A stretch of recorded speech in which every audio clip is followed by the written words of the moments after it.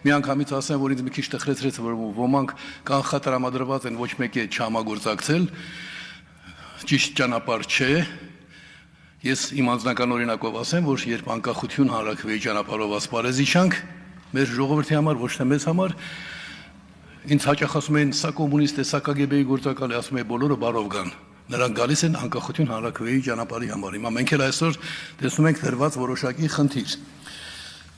Տխրագույն երևույթներից մեկն այն է, որ մենք պղծում ենք ազգային բառը։ Օրինակ ազգային ժողովը պիտի լիներ ազգային հույզերն արտահայտող եւ այլն, բայց վերջին 7 տարում ազգային ժողովը դարձել է ապազգային ժողով։ Սա նույնպես բացասական երևույթ է, պիտի նկատի ունենանք եւ ուզում եմ կարեւորից խոսել։ Հետևանքների մասին խոսել ամենահեշտ գործն է։ Մենք բոլորս զոհնենք սահմանադրական դավադրության։ Եվ որևէ մեկի հատկապես նշել չեմ ուզում, բայց 2015 թվականին ես ասել եմ, երբ դուք ժողովրդին զրկեցիք իշխանության տարանջատման սկզբունքով սահմանադրություն ունենալուց, երբ ժողովուրդը պիտի ընտրի պարլամենտական մեծամասնություն եւ հետո դա էլ նշանակի մեկին ու դառնան մեկ թիմ, այսինքն հիմնական գործադիր եւ օրենսդիրի միջև իրար վերահսկելու կարողականությունը վերացրինք եւ քանի որ դա արվել էր մեր տված բացարձակ ժողովրդավարության սահմանադրության նախագիծը մերժելով, բնականաբար պիտի ունենար շատ ծանր հետևանքներ։ Այն ժամանակ ահավոր է գրել էի, երբ վաղը մաս երկիրը տալու կլինեք թշնամուն, այն ժամանակ կհիշեք, թե ինչի մասն էի ասում։ Այժմ ուզում եմ մի փոքր առարկայական խոսել, որովհետև մենք այսօր այստեղ ենք հարված առաջարկությունը քննարկելու համար։ Հիշում եք Լևոն Տեր-Պետրոսյանը, բոլորդ գիտեք, որ Լևոն Տեր-Պետրոսյանի առաջին անգամ նախագահ դառնալիս ես սև դրոշներով եմ ողջունել, որովհետև այն ժամանակ շատ բաներ հասունացած չէին եւ վտանգավոր էին ազգի համար, գիտակցության մասին է խոսքս։ Բայց Լևոն Տեր-Պետրոսյանն ասաց. «Քո առաջին գործը Նիկոլ Փաշինյան սահմանադրությունը չեղարկելն է, որովհետև դու դրանով ես եկել իշխանության»։ Չարեց։ Եվ այսօր ինչ որ կա, նաեւ դրա հետևանքն է։ Ուրեմն այսօր ներկայացված փաստաթղթի մասին Արցախի մասին խոսելիս բոլորին կոչ եմ անում, նաև նախ եւ առաջ կոչ եմ անում այդ փաստաթղթում նշել կոնկրետ ցեղասպանություն։ Բոլոր միջազգայնագետները, ցեղասպանագետներն ասում են Արցախում կատարվածը ցեղասպանություն է։ Եվ էթնիկ զտումից խոսելուց, թեկուզ մասամբ եւ այն ասելով, մենք հակառակորդի թշնամու ջրաղացին ջուր ենք լցնում։ Երկրորդ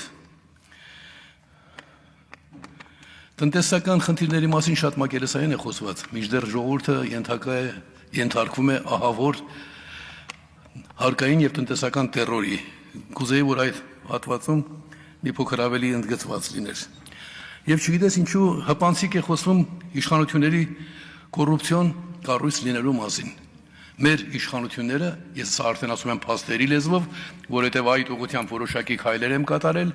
մենք շատ հաճախ խոսում ենք հանրային ճնշման մասին, խոսում ենք քաղաքական գործելակերպի մասին, եւ հաճախ մոռանում ենք, որ կա նաեւ իրավական ճանապարհ։ Ես իրավական ճանապարհն ընտրել եմ, ԱԻՄ-ը ընտրել է այդ ճանապարհը, մենք արդեն ներկայացրել ենք որոշակի մեղադրանք, կա սահմանադրական օրենք կուսակցությունների մասին, որի 21-րդ հոդվածի 5-րդ կետն ասում է, պետական կառավարման մարմինները պարտավոր են քննարկել։ Ես միայն մի դեպքի մասին խոսեմ, 3 կարևոր փաստարկներ կան, բայց միայն մեկ խնդիր, 4 անգամ Նիկոլ Փաշինյանը եւ իր արտարադատության նախարարությունը ստացել են սահմանադրական բարեփոխումների վերաբերյալ փաստաթղթեր եւ չեն քննարկել, պարտակել են։ Սա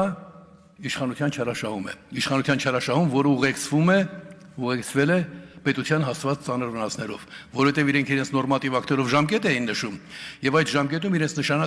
նշած գործերը չէին կատարում։ Եվ այդպես մի քանի անգամ փոփոխություններ եղան։ Քանի որ դա ուղեկցվել է ապօրինի աշխատավարձ տալով, ուրեմն արտարադատության նախարարության համակարգը նույնպես ընդգրկված է սրանում։ Քանի որ իրավաբան կոչվածները ստացել են ապօրինի աշխատավարձ, այսինքն եթե դու գործը չես կատարել, ուրեմն ապօրինի աշխատավարձ ես ստացել։ Նրանք էլ են հանցախմբի մաս կազմում։ Այսպիսով, մենք լավագույն դեպքում ինչպես դատախազը կասեր, իսկ դատախազ Վարդապետյանը արդեն պաշտոնապես իրեն հայտարարել է կոռուպցիոն հանցախմբի հովանավոր եւ պաշտպան։ Եթե հակակոռուպցիոն կոմիտեն արձագանքեց մեր նամակներին եւ գոնե գրեց, որ գիտեք, փաստեր չկան, ինչ փաստ պիտի լինի, քեզ ասում ենք, տրվել է սահմանադրական բարեփոխումների հանձնաժողովին պետական կառույցին տրված է նախագիծ, տրված է հայեցակարգ, դուք չեք քննարկել։ Եթե ասենք քննարկել ենք, դուք պարտավոր եք հրապարակավ քննարկել, չեք քննարկել։ Եվ սա լուրջ հանցագործություն է, կարծում եմ, որ պիտի ավելի լուրջ ընդգծվի կոռուպցիոն հանցախումբ լինելու մասին, եւ դա դառնա գլխավոր գործոնը։ Անաչառությունը պահանջում է, որ մենք միայն իշխանությունների վրա միայն իշխանություններին չդատապարտենք այն եզրը, որ իշխանությունների կամքով որոշ դաշնակիցներ այլևս դաշնակից չեն։ Այդ դաշնակիցների հիմնական մասը ճակերտավոր դաշնակից էին։ Ուզում եմ, որպեսզի փաստաթուղթը ավելի հզոր դառնա, ավելի անաչառ այդ մասում ճշտում կատարել, դուք դեռ ժամանակ ունեք, որովհետև մենք դաշնակիցներին կորցրել ենք նաև իրենց կամքով, նրանք այլ դաշնակիցներ են ընտրել, դրանք արժեհամակարգային դաշնակիցներ չէին, դրանք շահերով առաջնորդվող ճակերտավոր դաշնակիցներ էին։ Բոլորս պիտի հասկանանք, որ այս ազգային խայտարակության վաղաժամկետ հեռացումը եւ նրա դատապարտումը, թեկուզ նրան անմեղսունակ ճանաչելով, լավագույն հնարավորությունն է մեզ խուսափելու նրա բազմաթիվ ազգադավ որոշումների շարունակողը ժառանգը լինելուց։ Այսինքն, եթե Նիկոլ Փաշինյանը կներեք, որ անունը տվեցի, մեր ազգային խայտարակությունը, պղծությունը, ինչ որ բարեկրթորեն հեռացվի իշխանությունից կամ չընտրվի, դա նշանակում է նրա նախկինում իշխանության եղած տարիների բոլոր ծանր բացասական բեռը մնում է մեր ուսերին։ Մեր քաղաքացիներն էլ պետք է հասկանան, որ իրենցից շատ բան է կախված, իրենց աջակցությունից։ Ես կարծում եմ, համոզված եմ, այդ ճանապարհով մի անգամ մենք հարց լուծել ենք ազգի համար, իրավական ճանապարհ։ Դուք կարծում եք հեշտեր 70-ական թվականներին անցյալ տարի խոսել անկախություն հանրաքվեի ճանապարհով ողու մասին, բայց դա իրավական ճանապարհն էր։ Մենք տասնյակ տարիներ անցկացրինք բանտերում, բայց ի վերջո ստիպեցինք, որ Բրեժնևը հանրաքվեի մասին, օրենքի մասին գոնե խոսի, հիմա չեմ արամասն, իսկ Գորբաչովը ստիպված եղավ ընդունել այդ օրենքը, որովհետև իրավական հարցադրումների ժամանակ դու գտնում ես իրավականի կողմնակից նաև դաշնակիցներ։ Այս ամբիոնից բոլորը խոսում էին ազգային խայտարակության հեռացման մասին, շատ ճիշտ են, բայց դա ընդամենը հետևանք է, հետևանքի վերացում։ Մենք եթե ուզում ենք արմատապես լուծել խնդիրը, ապա պետք է հետևողականորեն նպատակասլաց աշխատենք, որ իսկապես քաղաքացին դառնա երկրի տերը։ Եվ բարեբախտաբար այդ ուղղությամբ քայլերի 90%-ն արված է։ Խնդրում եմ ոչ ոք չմեծամտանա։ Այդ աշխատանքը մենք արդեն արել ենք։ Նույն կերպ ինչպես մենք արել էինք անկախություն հանրաքվեի ճանապարհով նպատակի իրականացումից առաջ, արել, պատրաստել, բերել էինք, մի կերպ համոզեցինք, որ Ղարաբաղ կոչված կոմիտեն, որ Արցախի հետ ոչ մի կապ չուներ, ցույց տվեց ամբողջ ժամանակը։ Միայն մի փաստ բերեմ, արցախցիները ունեին մեր ներկայացուցչական մարմնում ներկայացուցիչներ, բայց նախագահական ընտրություններին չգիտես ինչու արցախցիներին թույլ չտրվեց մասնակցել։ Թույլ չտրվեց մասնակցել նաև ուրեմն եւ նախագահական ընտրություններին եւ հանրաքվեին։ Դա ցույց էր տալիս, որ իշխանության եկած Ղարաբաղ կոմիտեն Արցախի հետ ոչ մի կապ չունի։ Ուրեմն մենք պիտի մեզնից կախված ամեն բան անենք, որպեսզի տեսեք Լևոն Տեր-Պետրոսյանն էր ասում։ Ես անաչառ եմ մարդկանց հանդեպ։ Լևոն Տեր-Պետրոսյանն ասում էր այնպեսի բացասական ժառանգություն է թողել, որ շատ դժվար է լինում հաջորդ իշխանավորի համար։